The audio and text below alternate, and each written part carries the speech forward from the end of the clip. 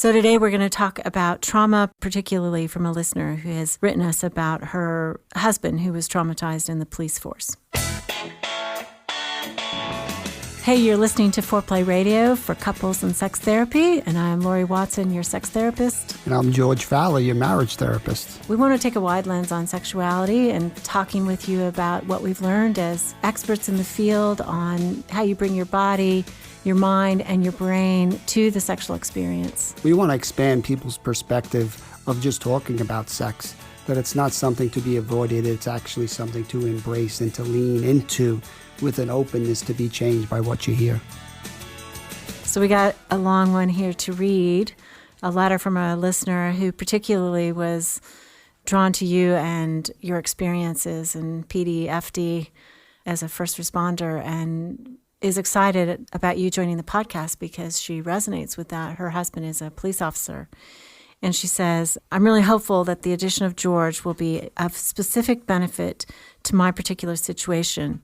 I was married for 25 years to a 15-year big city police sergeant who was just diagnosed with complex trauma and PTSD. We were both raised in a very restrictive religious atmosphere and have struggled with the sexual component of our relationship from the start. We each have been each other's only sexual partner and waited until marriage to engage in intercourse. But I had every reason to believe that our sex life would be satisfying. I'm sure you've guessed by now that one of us is a sexual withdrawer and emotional protector. And if you've guessed that that's my husband, you would be correct. We have sex about once a month now. I almost always initiate, and it's driving me to distraction. We have a wonderful counselor who specializes in first responder families, but I'm running out of patience. My husband says he needs me to seduce him, but I find it hard to seduce someone who it seems is not that into me and has retreated further than ever into his internal world. I read and studied about trauma and how it affects individuals and families, and I've even recently become certified in trauma-informed yoga. Wow, she's going all out. I can't get my husband to read anything. I come from a long line of broken, cold marriages. My parents haven't shared a bed in 20 years, and I'm afraid I'm doomed. I've done a lot of work on myself with many miles to go, but I am desperate for close, intimate, passionate physical connection. Help. Gosh. My heart goes out to this woman. I mean, she clearly loves her husband, wants him to be healed, is doing all this work on trauma, doing all this work sexually to figure it out, and fearful that she's just going to replicate her past. Right, and there are a lot of directions we can go with this. I mean, I think in another podcast we're going to have to talk about just how frustrating it is for some of these pursuers to want engagement and not get it, right? And how we could help them be more patient and stand up for what they deserve, right? But I guess what seems most helpful here is to just try to understand, the tough spot our husband's in. And, even as you're reading it, my brain was wandering off to, on 9/11, I could remember, when I'm down at the site and I'm crawling into these voids and with all the smoke and you can't see anything, I'll never forget it. And I write about this in my book, Sacred Stress, that I heard this loud gonging sound. And that sound meant you needed to clear the site because the adjoining buildings were likely to collapse. And if they collapse, you're going to be buried alive. Oh, my God. The problem is we're like an hour into this thing, and who knows if we're going to find one of our brothers who are lost. Right. What are you going to do in that gong? We need to keep going.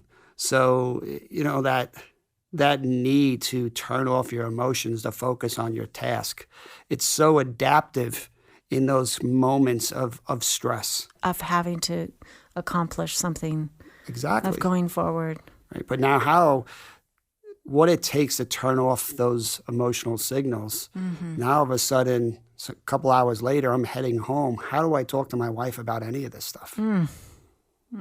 Right. So I'm always trying to connect with this great training that your husband has to try to avoid these emotional signals. Because as a police officer, you can't really have a moral debate about what's going to happen and should I not, all of these Right, you have to act. Because if you don't act, people die, right? It's about being decisive. Yeah, you have to. Right. So this training that is helping him professionally is hurting him emotionally. personally. Right? And It is- clearly he's completely shut down now. exactly. And I don't want to go too far away from your experience for just 1 minute, because I just, feel that in my heart. I'm so grateful that you lived, and can imagine what it cost you to keep going. And of course, what it cost the two of you and your wife, to process that and figure that out eventually. But I mean, it feels so, I don't know, it feels so scary. It feels so, I almost feel weepy about it, just what people like you and this man have to struggle with in order to do something that keeps the rest of us safe and saves us, literally. I can I mean, see this my guy- training kicking in now. You're saying like I can feel weepy and emotional. I'm like, just turn that stuff off. We got a podcast to do, right? I mean, but You don't want that. You don't want that. it's trying to help understand that this avoidance of emotions becomes overused. Sometimes it's very effective and necessary and adaptive, but it becomes too comfortable. Any good trauma work is trying to get people to confront their fears. They have good reasons to want. If you look at the symptoms of post-traumatic stress, the hypervigilance, the negative thoughts, intrusive images, the avoidance, all of that is trying to make the person head away from their fears.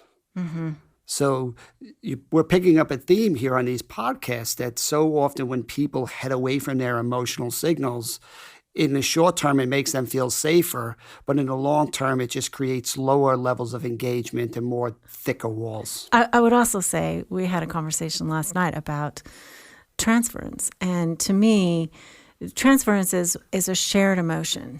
And we're not always sure who originates it.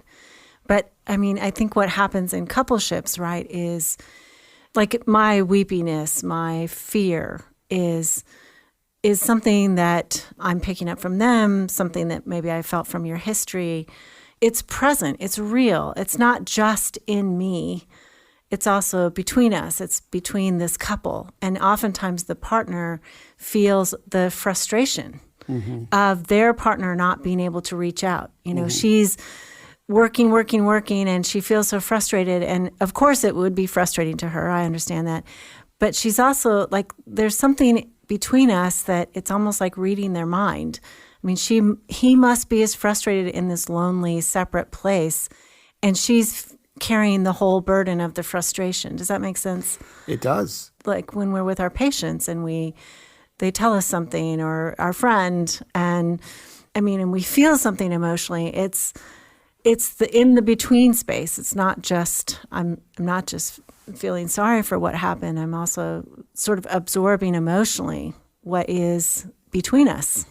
And that's really important to have a successful life, to see the opportunity and feeling these emotions and allowing yourself to go. There's a liberation in that. If you always have to put restraints, if your body's constantly scanning for the possibility of threats, then you're going to miss all these opportunities. And unfortunately, that's what's happening with somebody who's experienced a trauma, right? It's like their nervous systems get stuck in a higher red alert place. Yes. And it creates this feedback loop, which a lot of us call a trauma trap, that literally, because of the trauma, the world becomes a scarier place. You need increased amounts of safety in your life because you've just experienced something pretty horrific. But if you go toward the safety, then what happens to the body of the person who is traumatized? Well, what is safe is avoiding situations where that might trigger that trauma response, which means you start to kind of hide more and seclude yourself and retreat from the world. So when they go toward sex, that is supposedly this safe place, they can't do that, right? Because it's too much vulnerability. So, and if they reduce their barriers, their blocks, their walls, the intrusiveness of the trauma is going to come, right? The thoughts about it, the memories, all that. And so they're avoiding that situation of literal safety. They need safety. They need to be comforted. They need to feel their partner's body so that they can get regulated again, but they can't afford to do that because what they're up against is all this fear and the possibility of being flooded, essentially, by that trauma. It's a horrible combination. The world becomes less safe, which means you need your partner more. But the partner also becomes more unsafe because you don't know how to communicate this. Right? And you start to create a negative cycle with your partner. So now that's not a resource. So now the world becomes even more unsafe because your partner's not there. There's no place to go. It There's just keeps coming respite. back, feeding back on itself. And this has been going on for our listener for 15 years, right? Married 25. He's been a cop for 15 years. So, and it could show itself differently. Not all trauma survivors are going to not want sex. Some of them are going to want sex 2 times a day, every single day, because that's their way of feeling a sense of control, right? But when the world feels helpless because of the trauma, people want to have more control. Some gather that through avoidance. Some gather that through, obsessive, compulsive ways of making the world safer. But the goal is the same. It's to make the world safer. And it's true that actually in PTSD, 70% of people who have PTSD, they're sexually disrupted. I mean, you're right. Sometimes it becomes obsessive, either an attempt to fend. I'm not sure that it's that sexual, that sometimes it's an attempt to fend off feeling, like they're using orgasm to fend off feeling other things. And sometimes it becomes where they're desperately, like any addiction almost, they're desperately trying to feel something. So let's come back in a little bit and further explore what is happening in this couple. Awesome. About why sex is so turned off. And it sounds like lots of things are turned off between them. Speaking with certified sex therapist Laurie Watson from Awakening Center for Couples and Intimacy. Laurie, what is an intensive? So an intensive is 12 to 14 hours of therapy all in one weekend. And it's a way to really make fast progress compared to weekly therapy. I mean, there's just so much more you can get done when you have a chunk of time. Overcome the challenges in your relationship and your sex life. Learn more about intensives and Awakening Center's other services at awakenloveandsex.com. Hey, I want to let you guys know all about George. He's written and contributed to several books, and I'd especially like to draw your attention to his book, Sacred Stress, a radically different approach to using life's challenges for positive change. His book is about a mission on how you adopt new strategies and turn stresses into a positive force in your life. And who among us doesn't live with a lot of stress these days? We'll keep you posted as to all he's doing. But George and other EFT therapists all around the country and the world hold couples retreats called Hold Me Tight, which is developed by Sue Johnson, and it helps secure your own relationship. If you'd like therapy with George, find him at georgefowler.com. One of the things that this woman isn't feeling, but I think is important to talk about when your partner has been traumatized, and I particularly see it in the women, the partners of husbands who have been traumatized, is sometimes you said the world isn't safe and they're resonating in this highly pitched way about the trauma. And that often is where women turn off to their partner. They want to comfort them, they want to be with them, but they almost feel this high pitch. And so then they can't relax sexually and they need to. And so that's why sex sometimes goes wrong on her side of it, is because she's resonating with his trauma. This woman, for whatever reason, is able to kind of stay pretty clear of that and still want him, still want to be with him, which is wonderful and a gift, especially a gift if she can get through to him. Right. So let's try to understand how to get through to him. How do we help this man in this situation confront these fears instead of just giving in to the avoidance that's slowly numbing out his life?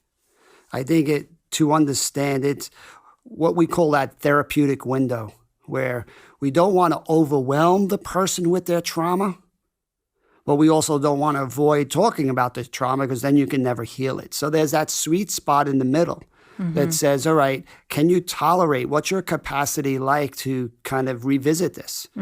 And if it becomes too much, how do we ground you and kind of get you to regulate? Because if it becomes too much, then those strategies are going to kick back in again. And I think this is what's so frustrating for the partner. It's like, when's the right time? There's never a right time. That's because this person is torn between these two places, which is, I don't want to get overwhelmed, but yet if I never talk about it, nothing ever improves. I never get healed. I never get healed. And so in my theory, I think they've got to talk about it.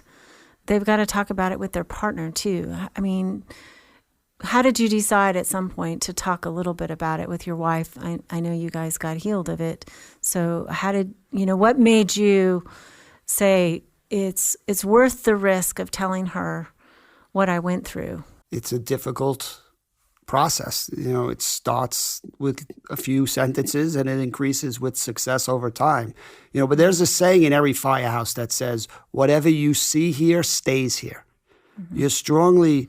Let's pull back a second. I really need my listeners to understand that when you are off in war or in one of these trauma situations, the levels of engagement are so high. The people you're with get it. You're laughing and crying and sleeping together and eating together. You're doing so much emotionally. The levels are through the roof. Right, and then you come back.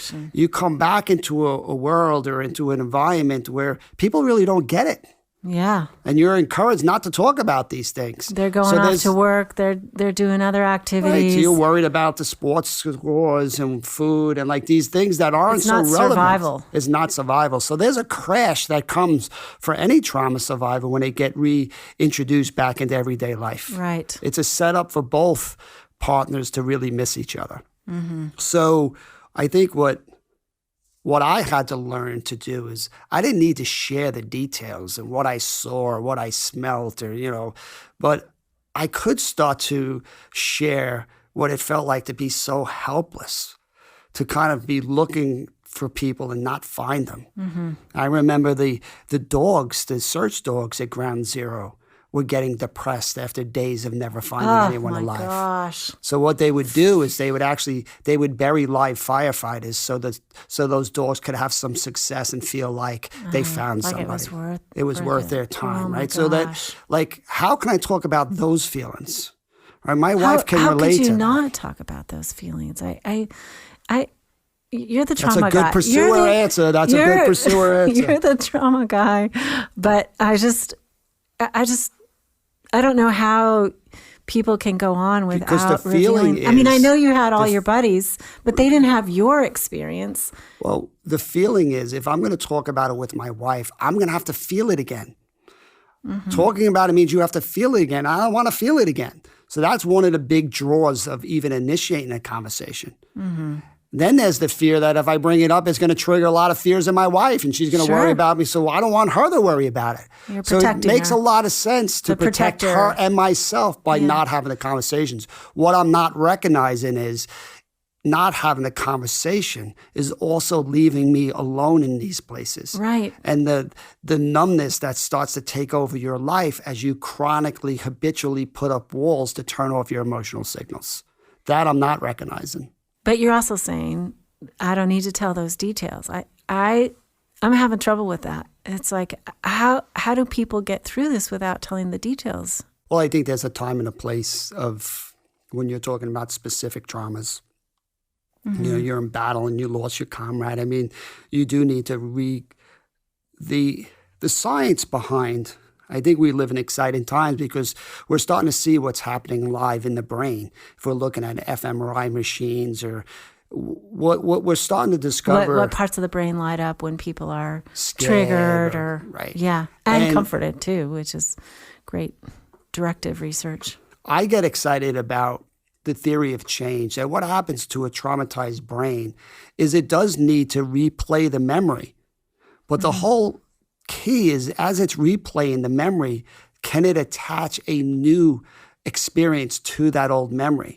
So if I'm thinking about, working with a lady who was molested when she was younger and nobody was there for her, right? We need to bring her brain back to kind of share that scene. I was in my room and this is what would happen and this is how I felt, and I look out the window and her body will go back there. But the difference is she's now sharing that with her husband witnessing, Who's holding right there, her, telling right it's there. not her fault, right? That he loves her regardless, that she did everything she could. That's the corrective emotional experience that starts to rewire the brain. Right. So we do want these traumatic episodes when it's safe. You have to build the capacity to get there. You have to start talking globally about things. I feel kind of guilty. I feel helpless. Having your partner respond and having some success and letting them in starts to build the capacity to get further into the details. A lot of partners want the details right out of the gate, and it's just too overwhelming. That therapeutic window, it just becomes too much, and that person shuts down. So the partner goes too fast. Yes. And doesn't let the person kind of wander their way into it, maybe ask too many detailed questions, has their own body get in alert, and that tells their partner, the traumatized partner, don't share, I'm hurting my wife by sharing this with her. So she needs to, what I talk about with partners sometimes is you need to hear the whispers first. It's like you have to hear in the beginning something that's significant and just receive that. And it's almost the way she receives it in her body, with patience, slow kindness, without necessarily pushing. Well, then what happened? Right. I was working with a special forces soldier, and he'd been deployed multiple times. And he came back, and he just, this is the start of a sharing experience. He's not talking about what he did downrange. He starts to talk about what happens to him when he goes to Walmart, right? So he goes to Walmart on a Black Friday, and all of a sudden, what does he feel? He feels nothing. He feels empty as he sees the chaos and all the energy and the kind of laughter, and he can't relate to it. It's so different than his world was. It's so different than his world. It's not survival, it's shopping. Exactly. So if he's in session with his wife and he's trying to describe that empty feeling, right? And we do want to get people in their bodies. Yeah. So much of the trauma work is really highlighting this is where it's stored, not in the in the frontal cortex where people are telling, sharing information. It's stored in their bodies and what that's like. So when this guy can describe that emptiness in his chest going down to his stomach, right? And his wife can hear that and say, I have no idea you're feeling that in Walmart, right? And she reaches over and she starts to rub his chest and she starts to rub his stomach. And I ask him, what's that like as your wife's hand is rubbing your chest? And he says, I can feel warmth, right? It's that warmth in a place of emptiness that starts to retrain his body, that there's a very different way of doing it. His sharing didn't lead to further avoidance. It actually led to some warmth. So much of what we're trying to do is to get those examples of success that start to build that muscle memory towards further sharing, further vulnerability, further safety. And what I like about that example is it's kind of wordless. I mean, she's not offering something that could be trite or it's okay now, or it's just touch that is connecting, almost like she's reaching into the empty place the best she can. That's right. And touching him. And it's, I think that is some of what drives me to work in sexuality, because it's such a powerful place being regulated. But it's more than just that. It's, in this example, it's her touch, her understanding that gets communicated by the body, where trauma is stored, right? Trauma is stored in the body. And I think I want to go back a minute. You said something about how when we tell the trauma story or we tell the details and a person is there empathically, holding us, touching us, holding our hand, listening to us, looking at us, it's such a different experience than being alone in that lost trauma. Whereas when PTSD is happening, the story is being told in their head over and over again without the other. There's nobody that they're telling it to. They're just telling it in their own head, and that continues the alert, the vigilance, the raised blood pressure that says, oh my God, it's happening again, it's happening. And they're off. They have panic attacks and things like that. But when they're telling the other, they're grounded, somebody's listening, somebody's caring. And I think you're right. I often ask people to maybe do something sexually that is a 6. And so I ask people to rate things, scale of 1 to 10, how anxious does this make you? And we settle on a 6, and it really doesn't matter because everybody's 6 is different, but that seems to be the right amount of tolerable anxiety. Right. That they can take an action, take a risk. And I think what you're saying is we want the person with trauma to tell us in pieces so that they are not going to an 7, 8, 9, 10 where they get the panicky feeling.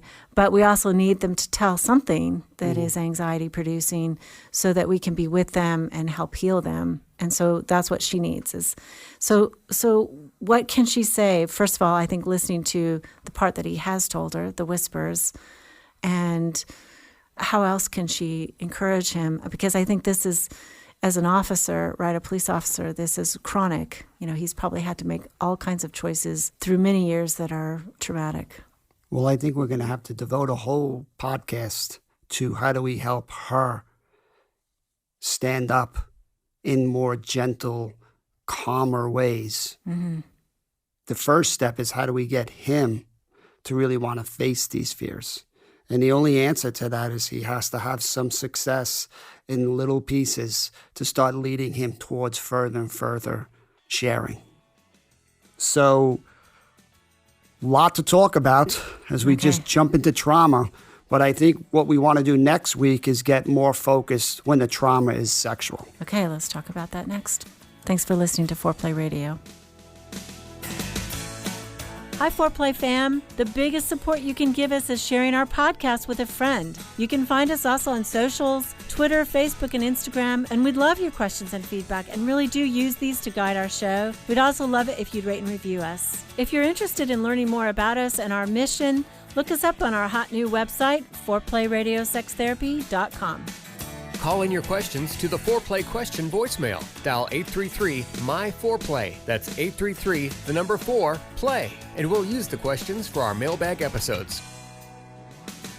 All content is for entertainment purposes only and should not be considered as a substitute for therapy by a licensed clinician or as medical advice from a doctor.